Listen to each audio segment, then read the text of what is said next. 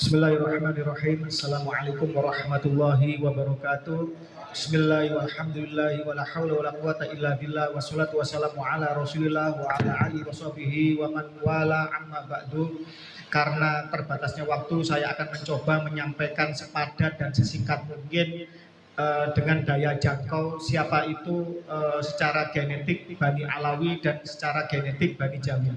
Baik, tanpa berbasa-basi, di samping saya, sebelah kanan saya, para yang mulia, pejuang semua yang sudah viral dan sudah terkenal di seluruh penjuru Nusantara, bahkan mungkin sudah menjadi kajian di antara seluruh para nakib dunia tentang nasib Alawi di Indonesia. Dan juga terima kasih atas kehadiran Laskar Raja Wali Songo, Laskar Nusantara, Laskar Sabilillah, dan juga youtuber besar nasional, ada Bung Awe Kertapati, ada adik angkat saya Putri Mojopahit, dan semua youtuber yang lain. Alhamdulillah, terima kasih atas kehadirannya semua. Baik, saya sampaikan beberapa poin, bahwa yang pertama, sebagai orang yang memviralkan dan menulis dengan lantang pertama kali bahwa Bani Alawi adalah mutlak gagal secara genetika, secara tes DNA sebagai keturunan Nabi, dan alhamdulillah sekarang para pakar genetik dan terutama yang berhimpun, yang bekerja, yang beraktivitas di Badan Riset Inovasi Nasional sudah hadir turun gunung dan memberikan edukasinya dan menjelaskan secara lebih ilmiah dari apa yang saya sampaikan, yang secara global mereka lebih mendetail dan lebih terkaji secara ilmiah. Baik, yang pertama bahwa kita dibentuk oleh seluruh materi leluhur, baik materi leluhur dari ayah, ataupun dari ibu kita. Ayah kita juga dari ayah ibunya, ibu kita juga dari ayah ibunya. Demikian terus hingga ke Nabiullah Adam dan Ibu Hawa. Dan ini tercatat semua di dalam diri kita. Materi, kode-kode genetik seluruh leluhur ini tercatat di dalam diri kita karena kita terbentuk oleh materi leluhur. Itu yang pertama. Yang kedua, kita sebagai individual itu memiliki kode DNA profile sendiri yang tidak akan sama dengan seluruh umat manusia, baik yang sekarang, yang terdahulu, atau yang akan datang. Sebagaimana juga yang seperti sidik jari atau kornea mata itu bisa menjadi penanda bagi seseorang, tidak akan sama dengan seluruh umat manusia yang pernah diciptakan oleh Tuhan di muka bumi ini. Itu yang kedua. Jadi maha besar Allah dengan segala ciptaannya. Yang ketiga, bahwa DNA kita, kode DNA genetik kita itu juga akan diturunkan kepada seluruh keturunan kita. Dan ini juga akan tercatat ila yaumil qiyamah, hingga akhir masa manusia ada di alam semesta ini. Itu yang ketiga. Artinya apa? Artinya di dalam DNA kita bahwa tes DNA memiliki tiga hal. Yang pertama dari garis ibu, mtDNA. Ini dari ibu ke nenek perempuan, ke ibunya lagi perempuan, terus demikian. Ada YDNA dari garis ayah, kakek laki-laki, mbah buyut laki-laki, cangga laki-laki, seterusnya hingga ke Nabi Adam. Dan juga ada ATDNA atau autosomal DNA, di mana seluruh 23 kromosom kita akan diteliti. 3 miliar dari DNA itu akan bisa dideteksi bagaimana, apa yang terjadi, menceritakan tentang lini masa dan hal-hal dari masa sebelum kita, dari Nabi Adam, Ibu Hawa, hingga kita yang sekarang dilahirkan. Dan sialnya Bani Alawi ini, sialnya Bani Alawi ini yang menganut rasisme dan melakukan dominasi laki-laki terhadap perempuan atau paternalistik, menganut garis bahwa nasab laki-laki adalah tersambung, tetapi nasab perempuan terputus. Dan klaim mereka yang dengan sembrono mengatakan bahwa nasab laki-laki adalah tersambung, dan klaim mereka mengatakan sebagai Al-Husaini ibni Ali bin Abi Thalib, artinya ini secara genetik mutlak gagal. Karena apa? Karena seluruh keturunan dari Rasulullah, baik dari jalur Hasan maupun Husain, yang terdata tidak pernah kosong selama berabad-abad dalam kitab nasab maupun di dalam kitab-kitab sensus di Ahlul Balad masing-masing negeri, itu telah terpetakan berhaplogrup J1. Dan juga di dalam manuskrip-manuskrip di luar Islam sendiri, bagaimana Bani Ismail juga diakui oleh Bani Ishaq. Nanti Dr. Menachem Ali, Profesor Menachem Ali akan menjelaskan secara lebih rinci masalah itu. Juga diakui bahwa Muhammad keturunan Ismail dan juga bersaudara dengan mereka keturunan Ishak dan 12 suku putra dari Yakub itu sendiri. Sehingga keduanya dari Bani Ibrahim harus haplogrup J1 dan telah terpetakan bahwa Imam Ali FGC 10500 dan Imam Husain FGC 30416 dan ini tidak bisa dibantah, tidak bisa bisa dibuktikan dengan sangat mudah oleh ilmu pengetahuan. Dan tadi disampaikan oleh Kang Mas Suat bahwa Ba'alawi yang berhaplogrup G2 mutlak gagal sebagai keturunan Nabi Muhammad dari garis lurus laki-laki Muhammad bin Abdullah bin Saibah atau bin Abdul Muthalib, Ali bin Abu Thalib atau bin Imran bin Saibah. Jadi ketemunya di Saibah atau Abdul Muthalib. Artinya Rasulullah dan Ali sepupu yang garis laki-laki, maka sama haplogrupnya. Karena diambil dari garis laki-laki, maka diambil dari Husain ibnu Ali. Oke, itu yang harus harus dicatat.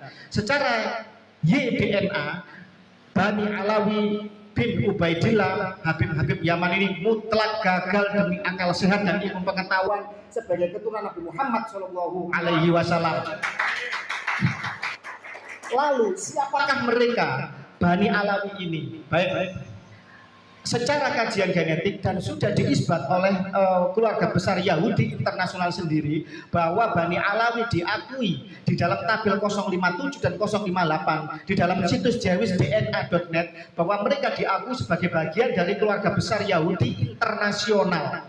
Pertanyaannya, Yahudi katanya keturunan dari Yakub ibni Ishak ibni Ibrahim, harusnya kan J1. Jadi gini, Yahudi itu memiliki 3 klasifikasi atau tiga penggolongan. Yang pertama, Yahudi paternalistik yang keturunan dari 12 suku putra dari Yakub bin Ishak bin Ibrahim harus J1. Itu yang pertama. Kalau Quraisy L859, mereka L860. Nah, itu kodenya di dalam genetika seperti itu. Kemudian yang kedua, ada Yahudi yang putri-putri dari keturunan 12 suku ini dinikah oleh bangsa lain, kemudian diboyong ke negeri asalnya karena mereka kaum pagan, secara literasi, secara kodifikasi ajaran kalah kuat dengan ajaran Yahudi, sehingga bangsanya menurunkan bangsa Yahudi. Dan ini menjadi keturunan Yahudi, keturunan dari garis maternity atau perempuan. Ini yang kedua, tetap mereka keturunan Ibrahim, tapi dari garis perempuan. Yang ketiga, ada suatu bangsa. Ini dari kajian Philip Kosteler, dari Ernest Renan, dari surat menyurat yang ada di dalam data dunia, bagaimana Perdana Menteri Andalusia zaman Abdurrahman ketiga, Hasja bin Sabrun, seorang Yahudi, berkirim surat kepada seorang raja di Kaukasia bernama Yosef, mengatakan berkorespondensi menanyakan dari mana nasabmu, apakah keturunan Ibrahim? Bukan, kami keturunan Nuh dari jalur Yapet kalau nggak salah. Nah, artinya ada suatu suku bangsa yang menurut beberapa versi masuk Yahudi zaman Solomon atau Sulaiman, karena saking besarnya wilayah Sulaiman takut diserbu dan dia mendiami di suatu wilayah yang basah. Karena ini mendiami jalur sutra, sehingga dia supaya tidak diserang, dia menganut agama Yahudi. Ada juga yang mengatakan bahwa mereka masuk agama Yahudi ketika terjadi perang salib. Macam-macam versi. Tapi yang jelas mereka berasal dari Kaukasia, berhaplogrup G, dan setelah musnah mereka masuk ke semua etnis dan ras, dan mereka mencantolkan dirinya sebagai bagian dari keluarga Yahudi internasional. Patut kita pahami bahwa Yahudi dibagi menjadi Yahudi Ashkenazi yang tinggal di Eropa, ini Jerman ke timur, dari Jerman ke timur. Ada Yahudi Sephardi yang tinggal di Iberia atau Spanyol dan sekitarnya. Ada Yahudi Mizrahi yang hidup di tengah-tengah bangsa Arab. Ada Yahudi Bene Koci yang hidup di India, tergantung wilayahnya. Ada Yahudi Igbo Alfa yang tinggal di Afrika. Ada Yahudi Kaifan yang tinggal dinikahi oleh pria-pria Cina, haplogrupnya C. Dan ini menjadi penanda bahwa Yahudi menyebar dan bersimbiosis masuk di semua ras dan etnis. Sekarang pertanyaannya, Bani Alawi golongan Yahudi yang mana? Sialnya lagi yang kedua, Bani Alawi ini masih ras murni dari Kaukasia, sehingga mereka tak terbantahkan sebagai bagian dari Yahudi garis ke-13 dari bangsa Khazar yang pernah mendiami Kaukasia, yang ini masih secara genetik, secara YDNA hadir di Indonesia menjadi Bani Alawi ini. dan mereka telah terdata memiliki kode GPF3296 yang ini banyak di antara keluarga besar Yahudi yang ada baik di Askenazi maupun yang lain. Itu yang penjelasan tentang Bani Alawi cukup sampai di sini. Sekarang yang kedua, ketika bicara mengenai Bani Jawi, Bani Jawi secara umum Austronesia dan Melayu ini digolongkan haplogrup O. Haplogrup O adalah mutasi bawah dari golongan IJK atau indukan dari J. Dan di dalam kesejarahan historiografi dari masyarakat Nusantara memiliki pengaruh dari India dengan pengaruh kerajaan Hindu-Budanya, dan juga memiliki pengaruh dari daratan Tiongkok Raya dengan kekuasaan Genghis Khan yang demikian luas, dan terjadi hubungan-hubungan dagang juga dengan Mughal yang keturunan Mongol dan lain-lain. Dan juga pada abad-abad berikutnya hadirlah para Sayyid Sada Nusantara yang bersimbiosis mutualisme, yang berasimilasi, yang menikah dengan ras-ras lokal, sehingga kalau dikatakan di dalam darah Bani Jawi atau ras Melayu Indonesia ini mengalir darah dari ras Aryan India sebagai pemenang ketika perang Mahabharata, Pandawa dan Kurawa di Kurusetra, pertarungan di kontinen benua, dan juga memiliki genetik dari Genghis Khan yang dikatakan keturunannya sepertiga dunia, dan juga memiliki keturunan dari Nabi Muhammad SAW. Tentu saja masih harus diteliti lagi dari keturunan Kesultanan Nusantara dan Wali Songo. Apakah benar garis lurus ke Nabi Muhammad atau ke Imam Ali, ataukah masih melalui asimilasi di beberapa tempat sebagai migrasi dari leluhur Nusantara atau leluhur dari Sayyid Sada yang datang ke Indonesia.